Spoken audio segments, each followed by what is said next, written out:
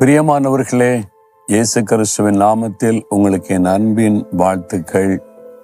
ஆண்டவர் இயேசு கிறிஸ்து ஒவ்வொரு காரியத்திலும் நம்மீது கவனம் செலுத்தி நமக்கு உதவி செய்கிறவர். சில சமயம் நம்முடைய வாழ்க்கையில முள்ளுக்கு மத்தியில இருக்கிறாங்க. இந்த பக்கம் அசைய முடியல, அந்த பக்கம் அசைய முடியல. வீட்டில் வந்த பிரச்சனை, ஆபீஸ்ல போன அந்த பிரச்சனை, பிசினஸ்ல போன இந்த பிரச்சனை, ஊழியத்துல உள்ளுக்குள்ள வந்த ஒரு பிரச்சனை, வெளியில வந்த ஒரு பிரச்சனை, எல்லா பக்கமும் இருக்குங்க. ஒரு நிம்மதியா இருக்க முடியுதா? அப்படியே முள்ளுக்கு நடுவில் இருக்கிற மாதிரி இருக்கு, எந்த பக்கம் அசைய முடியல. அது மாதிரி சொல்றீங்களா? அது குறித்து வேதத்தில் ஒரு வார்த்தை இருக்கு பாருங்களேன். எசேக்கியேல் 28ஆம் அதிகாரம் 24வது வசனத்துல, இனி தைக்கிற முள்ளும் நோவுண்டாக்குகிற நெரிஞ்சலும் அவர்களுக்கு இராது. இனி அது இருக்காது. முள்ளு நெரிஞ்சல், அது எந்த பக்கமும் குத்தம். முள்ளுக்கு நடுவில் இருந்தவங்களாம் அசைய முடியாது, குத்தம் இல்ல. அப்ப முட்களுக்கு நடுவில் நெரிஞ்சல்கள், அது ஒரு வகையான முள்ளு. இந்த முள்ளு எதை குறிக்க தெரியுமா? சாபத்தை குறிக்கும். ஆண்டவர் முதல்ல உலகத்தை உண்டாக்கி மனிதனுக்காக எல்லாத்தையும் சிருஷ்டித்த போது முற்களை உண்டாக்கவில்லை. நல்ல கனி விருட்சங்கள், மலர்கள், நீரூற்றுகள், பெரிய ஆறுகள், அழகான மலை பிரதேசங்கள், அப்படிதான் ஆண்டவர் உண்டாக்கினார். மூலிகைகள், அப்படிதான் பைபிள்ல இருக்கு. ஆனா ஆண்டவர் முற்களை உண்டாக்கல. மனிதன் பாவம் செய்ததுனால சாபம் வந்தாரு.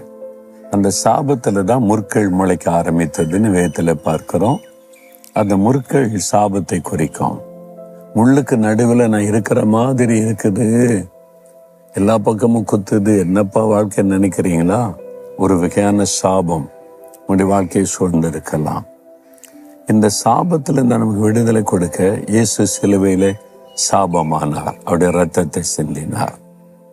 அதுக்கு நீங்க முக்கியமான ஒரு காரியம் செய்யணும். நீங்க பாருங்க, இந்த வசனம் எழுதப்பட்டு இருக்கிறது பிரதான கட்டளைன்னு சொல்லி கற்பனை. பழைய ஏற்பாட்டு காலத்துல 10 கற்பனைகளை ஆண்டவர் மோசே மூலமா இஸ்ரவேல் மக்களுக்கு எழுதி கொடுத்தார். அது இஸ்ரவேல் மக்களுக்கு கொடுக்கப்பட்ட பிரத்யேகமான 10 கட்டளைகள். ஆனா இயேசு வந்த பிறகு இயேசு கிறிஸ்து உலகத்துக்கு எல்லா மக்களுக்கும் கொடுத்த இந்த 10 கற்பனையை சுருக்கி 2 கற்பனையாய் கொடுத்தார். ஒன்று, உன்னை உண்டாக்கின தேவனாகிய கர்த்தரிடத்தில் முழு இருதயத்தோடும், முழு பலத்தோடும், முழு ஆத்மாவோடு நீ அன்பு கூறணும். அவருக்கு தான் முதலிடம் கொடுக்கணும், அவரை நேசிக்கணும். 2வது, உன்னிடத்தில் அன்பு கூறுவதை போல பிறனிடத்தில் அன்பு கூறணும். இந்த 2ல நம்ம கரெக்டா இருந்தாலே சாபம் நம்மை விட்டு விலகிவிடும், அந்த முற்கள் நம்மை விட்டு விலகிவிடும். கர்த்தருக்கு முதலிடம் கொடுக்குறீங்களா? யோசித்து பாருங்க. நம்ம தேவைக்கு மட்டும் அவரை கூப்பிடுறோம், அவரை பயன்படுத்தி கொள்ளுகிறோம், நம்ம வாழ்க்கைக்குள்ள அவருக்கு இடமில்லாதபடி பண்ணிடுறோம்.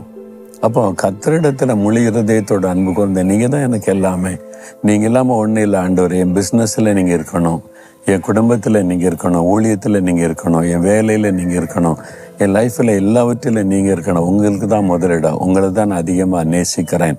அந்த முதல் அன்பை ஆண்டவருக்கு கொடுத்து அவருக்கு முதல் இடத்தை கொடுங்க. இந்த சாப கிரியைகள் எல்லாம் விலகும். 2வது, மனுஷனிடத்தில் உன்னிடத்தில் அன்பு கூறுவதை போல பிறனிடத்தில் அன்பு கூறுவாயாக. இயேசு சொன்ன மிக முக்கியமான இன்னொரு கட்டளை. ஏன்னா மனிதர் மூலமா நம்முடைய வாழ்க்கையில சாபம் வரும். உங்களால் ஒருத்தர் பாதிக்கப்பட்டா அதன் மூலமாய் சாபம் வரும். நீங்க ஒருத்தர் கண்ணீர் வெடிக்க வச்சீங்கன்னா அதன் மூலமாய் சாபத்தின் தாக்கம் வரும். நீங்க ஒருவரை ஏமாத்திட்டீங்கன்னா அவங்களுடைய துக்கம் உங்களுக்குள்ள சாபத்தை கொண்டு வரும். அப்ப மற்றவங்களை காயப்படுத்தும் போது அது சாபமாய் வெளிப்படும். அதனால நீங்க உங்களை நேசிக்கிற மாதிரி மற்றவங்களை நேசிக்க ஆரம்பிங்க, அந்த சாபக்கிரியை விலக்கி விடும். அப்போ நீங்க ஆண்டவர் மேல அன்பும் மனிதர்கள் மேல அன்பும் உடையவர்களா அவங்களை அர்ப்பணித்து கொண்டாலே இந்த சாப முற்கள் எல்லாம் விலகி இனி அது இராது. ஏன்னா சிலுவையில இயேசு நமக்காக சாபமானார். விசுவாசத்தோடு இந்த கட்டளைக்கு கற்பனைக்கு கீழ்ப்படிங்க, உடனே உங்களுடைய வாழ்க்கையில மாற்றம் நடப்பதை காண்பீங்க. நேசிக்க முடியலையே, என்னை திட்டிக்கிட்டே இருக்காங்க, அந்த மாமியார் எப்படி நேசிக்கிறது? என்னை கொடுமைப்படுத்தி குத்திக்கிட்டே இருக்க அந்த மருமகளை எப்படி நேசிக்கிறது? இந்த மேல் அதிகாரி எப்பவும் டெய்லி என்னை டிஸ்டர்ப் பண்ணிக்கிட்டே இருக்கான், என்னை குறிவைத்து தாக்குற அந்த ஆள் எப்படி நேசிக்கிறது அப்படின்னு நினைக்கிறீங்களா? சத்துருக்களையே சிநேகியுங்கள், என் இயேசு சொல்லி கொடுத்தார். இந்த அன்பை அவர் தான் நமக்கு தரணும். இந்த அன்பை நான் பெற்றுக்கொள்ள பல நாட்கள் உபவாசம் பண்ணி அழுது ஜெபிச்சிருக்கிறேன். இந்த அன்பை எனக்கு தாங்க. என்னை போல மற்றவங்களை நேசிக்கணும், சத்துருக்களை நேசிக்கணும்னு இதை கேளுங்க. இந்த ஆசீர்வாதத்தை பெற்றுக்கொண்டீங்கன்னா சாபம் உங்களை தொட முடியாது, முற்கள் உங்களை நெருக்க முடியாது, உடனே மாற்றம் வரும். அப்படியே இருதயத்துல கை வைங்க. ஆண்டவரே, இந்த சாபம் முற்கள் என் வாழ்க்கையை விட்டு விலகணும்.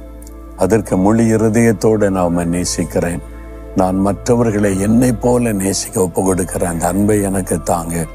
சிலுவையில் சிந்தின ரத்தத்தினால சாபத்தை மாற்றின ஆண்டவர், என் வாழ்க்கையில் இருக்கிற இந்த சாபம் முற்கள் எல்லாம் விலகி போகட்டும். இயேசுவின் நாமத்தில் ஆமேன், ஆமேன்.